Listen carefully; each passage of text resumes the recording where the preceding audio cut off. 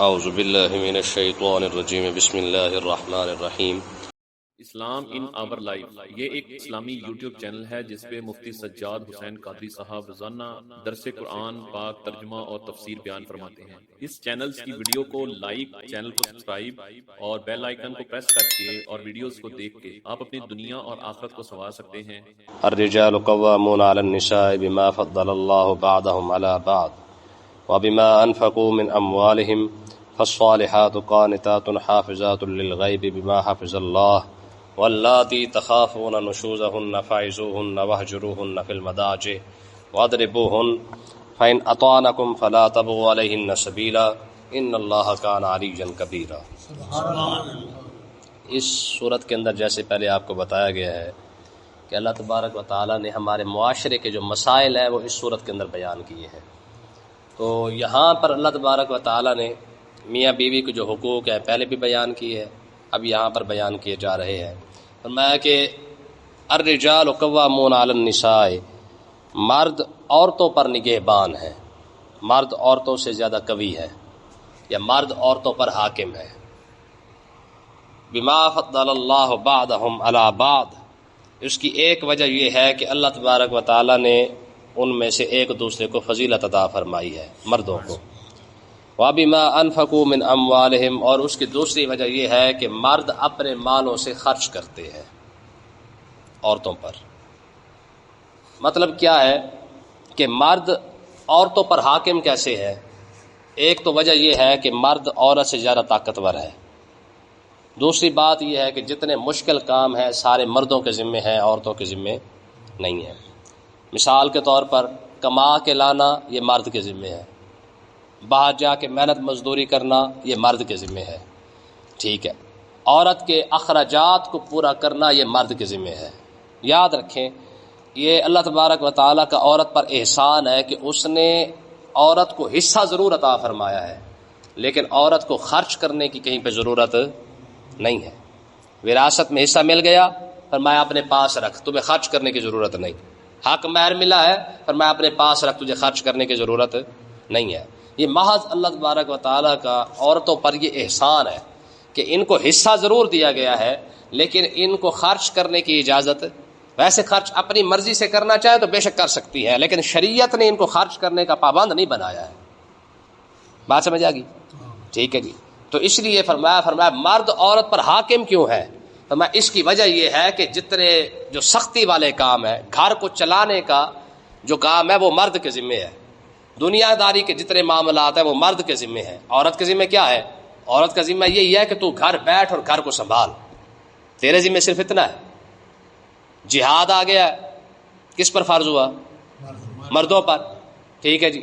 عورت صرف اس کا کام یہی ہے کہ گھر بیٹھ کے دعائیں کرتی رہے۔ جنگ لڑی جا رہی ہے تو مرد کام آ رہے ہیں، خوشی آ گئی ہے، غمی آ گئی ہے، دکھ ہے، سکھ ہے، جو بھی دنیا داری کے معاملات ہیں یہ سارے کے سارے مردوں کے ذمے ہیں، عورتوں کے ذمے نہیں ہے۔ عورتوں کے ذمہ کیا ہے؟ اللہ تبارک و تعالیٰ نے عورت کا باقاعدہ نصاب بیان فرمایا ہے کہ عورت ترقی کرنا چاہے تو کیسے کر سکتی ہے۔ میں آکم الصلاۃ وآتینا الزکاۃ وآطعنا اللہ ورسولہ، میں تیرا کام یہ ہے گھر کے اندر بیٹھ کے تو نماز پڑھ، وآتینا الزکاۃ، اگر تیرے اوپر زکوٰۃ، تیرے پاس پیسہ ہے اور تجھ پر زکوٰۃ فرض ہے تو تو اپنا زکوٰۃ نکال، وآطعنا اللہ ورسولہ، اللہ اور اللہ کے رسول کی اطاعت کر، گھر کے اندر بیٹھ کر اللہ تعالیٰ بھی تجھ پر راضی ہو جائے گا، اللہ کا رسول بھی تجھ پر راضی ہو جائے گا۔ اور رہا مرد، فرمایا دو حصے لیے نا، یہ تو بتایا جاتا ہے کہ مرد کو 2 حصے دیے گئے، عورت کو 1 حصہ دیا گیا ہے، یا مرد کو 1 حصہ دیا گیا، عورت کو آدھا حصہ دیا گیا ہے۔ جیسے میں نے پہلے بھی آپ کو یہ مثال دی تھی، اگر 100 میں سے مرد کو 2 حصے دیے جا رہے ہیں، عورت کو 1 حصہ دیا جا رہا ہے، تو یہ بھی کسات مرد کو ہی کہا جا رہا ہے کہ 2 حصے لے کر اس کے روٹی بھی تو نے لانی ہے، اس کو کپڑا بھی تو نے دینا ہے، اس کو مکان تو نے دینا ہے، اس کا دکھ سکھ تو نے دیکھنا ہے۔ جو عورت کو پیسہ دیا گیا اسے کہا تو سنبھال کے رکھ۔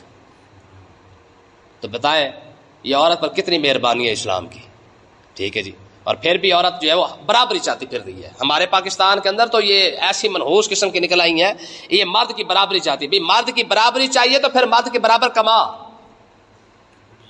یہ یورپ کے اندر جا کے پوچھے جب مرد کی برابری عورت نے کی ہے تو اس کا کیا حال ہے، ٹھیک ہے۔ جیسے مرد شفٹ پر جا رہا ہے عورت ویسے شفٹ پر جا رہی ہے۔ 8 سے لے کر 10 تک اگر مرد کما رہا ہے تو 10 سے لے کر 12 تک عورت کما رہی ہے۔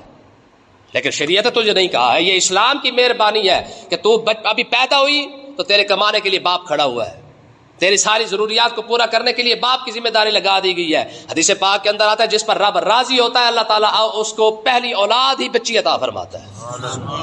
ہاں یہ رب کے راضی ہونے کی نشانی ہے. فرمایا جس پر رب راضی ہوتا ہے نا اللہ تعالیٰ اسے جو ہے وہ بیٹی عطا فرما دیتا ہے.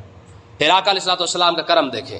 حضور دریائے رحمت جوش میں حضور نے فرمایا صحابہ جس کے اللہ تعالیٰ 3 بیٹیاں عطا فرما دے, تینوں کی بچیوں کی پرورش کرے, پرورش کرنے کے بعد جو ہے وہ اس کو اگلے گھر کے اندر اس کا نکاح کرا دے, فرمایا قیامت کا دن آئے گا وہ میرے ساتھ ایسے جنت کے اندر جائے گا جیسے 2 جو ہے وہ انگلیاں ہوتی ہیں.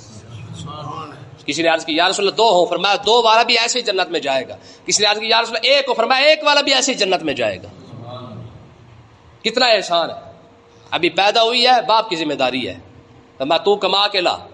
اچھا تھوڑی سی بڑی ہوئی ہے بھائی کی ذمہ داری آ گئی ہے, اس سے بڑی ہوئی ہے شوہر کی ذمہ داری آ گئی ہے, اس سے بڑی ہوئی ہے تھوڑی سی عمر زیادہ گزری ہے بیٹوں کی ذمہ داری آ گئی ہے. تجھے تو ساری زندگی کہیں جانے کی ضرورت نہیں ہے. اسلام ہی ہے تیرے بچپن سے لے کر پیدا ہونے سے لے کر قبر تک ہر جگہ پہ تجھے ایک نہ ایک گارڈ, سیکورٹی گارڈ تجھے ملا ہوا ہے, باپ کی صورت میں, بھائی کی صورت میں, پھر شوہر کی صورت میں, پھر بیٹوں کی صورت کے اندر. جیسے میں نے پہلے آپ کو بتایا تھا کہ ایک عورت نے جا کے ایک بزرگ کو جا کے کہا جناب یہ کیسا انصاف ہے کہ مجھے مرد کے تابع کر دیا گیا, مجھے برابری ملنی چاہیے تھی. تو اس بابے نے کہا, اس نے کہا یہ بتا تیرے بیٹے کتنے ہیں؟ کہا جی 3. میں پھر تو نے انصاف نہیں کیا نا, رب نے تجھے 1 مرد کی تابع داری کہا ہے اور 3 مردوں کو رب نے تیری تابع داری کا حکم دے دیا ہے. تجھے تو صرف یہی کہا ہے شوہر کی تابع داری کر, اور 3 مرد جو تیرے پیچھے کھڑے ہوئے ہیں ان کو اتنا کہا گیا کہ جب تک یہ راضی نہیں ہوگے تو اس وقت تجھے جنت ہی نہیں ملے گی. یہ عورت کی پر اسلام کی مہربانی ہے. کسی اور مذہب کے اندر ہے یار ایسا؟ ٹھیک ہے جی, یہودیت کو بندہ پڑھ کے دیکھ لے, عیسائیت کو پڑھ لے, ہندو مت کو پڑھ لے. ہندو تو عورت کو انسان نہیں سمجھتے. ارسطو جس کو دنیا پتہ نہیں کیا کچھ سمجھتی ہے, ارسطو کی نظروں کے اندر عورت باقاعدہ انسان ہی کوئی نہیں ہے, وہ اس کو انسان کے صف میں شامل ہی نہیں کرتا. وہ کہتا عورت انسان نہیں ہے. آپ حیران ہوں گے دور جاہلیت کے اندر جب عورت کے خاص دن آتے ہیں نا ماہواری کے, ہر مہینے کے جو خاص دن ہوتے ہیں, ٹھیک ہے, تو عرب والے کیا کرتے تھے, یہودی کیا کرتے تھے, ان کو اپنے گھروں سے نکال دیتے, کہا چل نکل اپنے میکے جا کے وقت گزار کے آ, تجھے یہاں پہ آنے کی ضرورت نہیں ہے, جب تک پاک صاف نہ ہو نا ہمارے گھر میں قدم نہ رکھنا. یہ بیچاری نکلتی, نکلنے کے بعد اپنے جا کے میکے جا کے رہتی, پھر واپس آتی, جب پاک صاف ہو جاتی پھر آتی. یہ اسلام کی مہربانی ہے. ٹھیک ہے. اب عائشہ صدیقہ فرماتی ہے کہ آقا علیہ الصلوۃ والسلام نے مجھے ایک مرتبہ فرمایا عائشہ ذرا صف تو پکڑا. عرض کی یا رسول اللہ مجھے وہ خاص دن میرے چل رہے ہیں. حضور نے فرمایا کوئی بات نہیں ہے, وہ خاص دن تیرے ہاتھوں کے اندر تھوڑے ہیں, ہاتھوں میں تو تیرے خاص دن نہیں ہے نا. فرمایا کہ یہ تو اللہ تبارک و تعالیٰ کی طرف سے ایک آزمائش عورت کے لیے بھی جو ہے وہ لگا دی گئی ہے, تیرے ہاتھوں کے اندر وہ چیز نہیں ہے. اور یہی اما عائشہ صدیقہ فرماتی ہیں کہ آقا علیہ الصلوۃ والسلام مسجد کے اندر تشریف فرما ہوتے اور میں اسی حالت, خاص حالت کے اندر جو ہے حضور میرے ساتھ پیچھے ایسے سر کر دیتے اور میں آقا علیہ الصلوۃ والسلام کی زلف مبارک کے اندر کنگھی دیا کرتی تھی. یہی خاص ایام کے اندر آقا علیہ الصلوۃ والسلام فرماتے میرے بستر کے اوپر حضور آ کے بیٹھے رہتے تھے. ٹھیک ہے نا. تو ایک مرتبہ لوگوں نے کہا یا رسول اللہ ہمارا وہ وقت بھی گزرا جب عورتوں کو باہر نکال دیا کرتے تھے. حضور نے فرمایا یہ اسلام کی مہربانی ہے کہ ہم نے عورتوں کو باہر نہیں نکالا بلکہ اسی گھر کے اندر رکھا ہوا ہے. ٹھیک ہے جی. کتنی عورت پر اسلام کی مہربانی ہے. تو اللہ تبارک و تعالیٰ نے ارشاد فرمایا الرجال قوامون علی النساء, ہم نے مردوں کو عورتوں پر حاکم کیوں بنایا ہے, بما فضل اللہ بعضهم علی بعض, یہ جو ہم نے ایک دوسرے پر فضیلت عطا فرمائی ہے اس کی وجہ کیا ہے, بما انفقوا من اموالهم, اس وجہ سے کہ یہ اپنا پیسہ تمہارے اوپر خرچ کرتے ہیں. اگر ضرورت ہے نا, ضرورت مرد کو تو 50 روپے کے اندر عورت مل جاتی ہے, پھر کیوں اسے 10 لاکھ کی زمین خریدنی پڑتی ہے, کیوں اسے 5 لاکھ کا گھر بنانا پڑتا ہے, کیوں اسے 50 لاکھ کی کوٹھی بنانی پڑتی ہے, کیوں جی؟ اگر مرد صرف اور صرف عورت کا خواہش مند ہوتا تو 200 روپے کے اندر مل جاتی ہے, لیکن جب قبول کیا ہے نا تو اب تیرے اوپر ذمہ داری کتنی بنی ہے, تو میں گھر بھی دے, بیمار ہو جائے تو روٹی بھی کھلا, دوائی بھی لے کے آ, اس کے کپڑے بھی کر, یہ سارا حساب کتاب کر. کیوں؟ تو میں اس لیے کہ ہم نے تجھے اللہ کے نام پر جو تجھے دی گئی ہے اب یہ تیرے اوپر ذمہ داری رب نے ڈال دی ہے. پھر بھی عورت کہے نہیں جی ہمارے حقوق نہیں ہے. آگے دیکھیں جی, فرمایا فالصالحات قانتات, فرمایا کہ وہ نیک اور ادب والی عورتیں, حافظات للغیب بما حافظ اللہ, فرمایا کہ وہ مردوں کے پیچھے اپنے گھر کی اور اپنے عزت کی ایسے حفاظت کرتی ہے جیسے اللہ تعالیٰ نے حفاظت کا حکم دیا ہے. ٹھیک ہے جی. نیک عورتوں کی نشانی کیا ہے, ایک تو نیک ہے, قانتات ادب والیاں ہیں. جس عورت کے اندر ادب نہ ہو آقا علیہ الصلوۃ والسلام ممبر پہ تشریف فرما تھے، حضور نے ارشاد فرمایا بلکہ عید کا موقع تو آقا علیہ الصلوۃ والسلام نے فرمایا اور تو صدقہ زیادہ دیا کرو. میں نے دیکھا جہنم کے اندر عورتیں سب سے زیادہ جائیں گی. ایک عورت کھڑی ہوگی، انہوں نے کہا یا رسول اللہ وجہ کیا ہے، ہماری جہنم میں جانے کی وجہ کیا ہے؟ آقا علیہ السلام نے ارشاد فرمایا نہ تم علم کے اندر پورا، نہ تم دین کے اندر پورا ہو سکتے ہو اور نہ ہی تمہارا عقل پورا ہے. عرض کی یا رسول اللہ دین کے لحاظ سے کیسے ہم پورے نہیں ہیں؟ تو میں مرد سارا مہینہ نماز پڑھ سکتا ہے، تم سارا مہینہ نماز، گل سمجھ آ رہی ہے؟ مرد سارا مہینہ روزہ رکھ سکتا ہے، تم سارا مہینہ روزہ نہیں رکھ سکتے، یہ تمہارے دین کا نقصان ہے. اور اگلی بات عقل کی، میں تکفرن العشیرہ، میں سب سے بڑی بات یہ ہے کہ جو مرد ساری زندگی کما کما کما کما کے اپنے گھر میں پردیسیوں کی طرح رات کو آتا ہے جی، صبح نکل گیا رات کو پردیسی نہیں آتے، ٹھیک ہے جی، او کہیں نہ کہیں تو گرنا ہی ہے نا یار، چلو ایک چھت تلے نیچے آ گئے. فرمایا ساری زندگی جو پردیسیوں کی طرح تمہارے لیے کماتا رہا، ساری زندگی تم اسی کی نافرمانی کرتی رہی. فرمایا مرد کی نافرمانی کرنے کی وجہ سے عورت ہمیشہ جہنم میں اندر جائے گی. ٹھیک ہے، مرد کی نافرمانی کی وجہ سے عورت جہنم میں جا رہی ہے. تو اللہ تبارک و تعالیٰ نے ارشاد فرمایا نیک عورتیں کون ہیں؟ میں نیک عورتیں صرف وہ ہے قانتات جو ادب والیاں ہیں. کیا ہے؟ ادب والیاں. اور دوسری ان کی نشانی کیا ہے؟ میں حافظات للغیب بما حافظ اللہ، میں اپنے عزت کی بھی اور اپنے گھر کی ایسے حفاظت کرتی ہیں جیسے اللہ نے حفاظت کا حکم دیا ہوا ہے. کیا حکم ہے؟ کہ تیرا خاوند چلا گیا ہے، اب تیری ذمہ داری ہے، ٹھیک ہے، اب اس کی حفاظت تو نے کرنی ہے. عزت کی حفاظت بھی تیرے ذمہ ہے، گھر کی حفاظت بھی تیرے ذمہ ہے، اس کے بچوں کی پرورش تیرے ذمہ ہے. حدیث پاک کے اندر آتا ہے کہ ایک صحابی رسول کہیں جانے لگے تو انہوں نے اپنی بیوی کو کہا میں جا رہا ہوں، تو نے گھر سے نہیں نکلنا باہر جب تک میں واپس نہ آ جاؤں. وہ چلے گئے. ان کے جانے کے بعد ہوا یہ کہ بی بی صاحبہ کا جو والد صاحب تھے وہ فوت ہو گئے. آقا علیہ الصلوۃ والسلام کی خدمت اقدس کے اندر مسئلہ پوچھا گیا، یا رسول اللہ گھر والا منع کر گیا گھر سے باہر نہیں نکلنا، اور ادھر حال یہ ہے کہ والد فوت ہو چکا ہے، کیا حکم ہے؟ آقا علیہ السلام نے ارشاد فرمایا اس کے باپ کا جنازہ اٹھا کے نا مائی صاحبہ کے گھر کے اندر لے آؤ، اور مائی صاحبہ کو کہہ رہا کہ گھر کے دروازے کے اندر سے کھڑے ہو کے باپ کا منہ دیکھ لے، باہر آنے کی اجازت نہیں ہے کیونکہ شوہر منع کر گیا ہے. ٹھیک ہے، رب نے ایسے نہیں حقوق دیے ہیں. ٹھیک ہے جی، اس کی وجہ یہ ہے کہ یہ ساری زندگی اس نے رب نے ذمہ داری بھی تو مرد کی لگائی ہے نا، تو اگر اس کا کہنا نہیں مانا تو پھر کس کا کہنا ماننا؟ ٹھیک ہے نا جی، یہ تو ہمیں بڑا بتایا جاتا نا جی ماں کے قدموں تلے جنت ہے. ٹھیک ہے، اس میں کوئی شک نہیں. الجنت تو تحت اقدام الامہات، حدیث پاک ہے، جنت ماں کے قدموں تلے ہے. اور اما جی کی جنت کدھر ہے؟